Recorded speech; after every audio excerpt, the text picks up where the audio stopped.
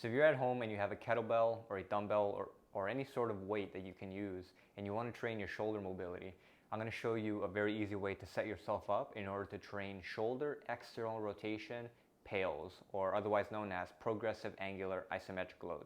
Just to quickly review, this is external rotation, me driving my fist back, and the PAILs, or the progressive angle, is going to be the angle that's getting bigger as I go into that motion. So we're actually going to be training into internal rotation, but we're going to be doing it at the outer limits of external rotation.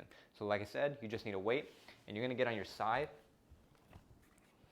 and on your side you're going to take this kettlebell or weight, you're going to put it in your hand, and this position right here, being on your side, is going to start you off in an externally rotated position. But if you can kind of visualize myself as if I'm upright, I'm doing it at 0 degrees of abduction. So my humerus, right, my arm is straight in front of me. What the sideline position is going to allow you to do is going to allow you to train this externally rotated position here in 0 degrees of abduction. And it's going to allow you to actually open up into more abduction by transitioning into supine. But to start, we're going to get on our side. We're going to make sure the elbow is in line with the shoulder, and it's at 90 degrees here. And all you're going to do is just to review, right? This is going to be the PAILs, or the progressive angle, and we're going to try and lift the kettlebell a millimeter off the ground. So we're trying to maintain an isometric contraction, and you should feel a lot of stuff happening here.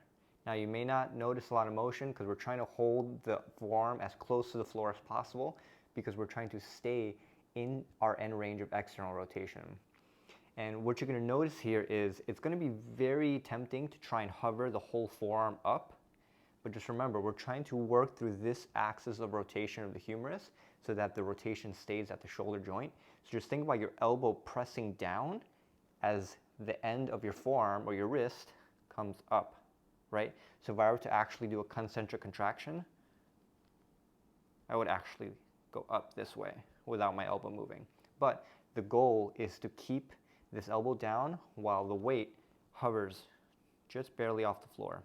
That's going to ensure that you stay at the outer limits or at the end range of external rotation. And to transition or to work more and more abduction, all you got to do is rotate your torso away from this motion. You don't have to go directly from this sideline position to supine. This is going to be very, very difficult. So you can kind of start to slowly wean your way, or kind of transition slowly further and further into more abduction, just like this. And you'll notice it gets harder and harder. So that's going to be shoulder external rotation, PAILs contraction with a kettlebell at home. So give it a shot.